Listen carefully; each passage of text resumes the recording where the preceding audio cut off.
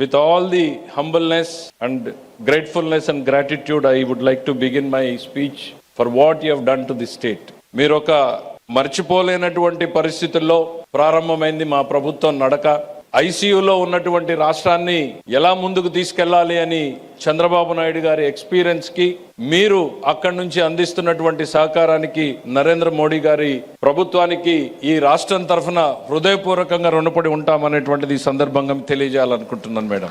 ఇవాళ మీరు రావడం కాదు మేడం, మీతో పాటు దేశ ఆర్థిక వ్యవస్థను మొత్తం తీసుకొచ్చారు. ఇక్కడ ఉన్న వాళ్ళని ఒక్కొక్కరిని చూస్తా ఉంటే వాళ్ళ అపాయింట్మెంట్ల కోసమే దాదాపు ఎంతో మంది వెయిట్ చేయాల్సినటువంటి పరిస్థితులు వచ్చేవి. The great state bank, the great union bank of India, bank of Baroda, the Canara Bank, the Bank of India, Indian Bank, Central Bank of India, NABARD, Andhra Pradesh Gramina Bank, State Cooperative Bank, Punjab National Bank, Indian Overseas Bank, IDA Bank Limited, and the largest investor LIC of India and the New India Assurance Company.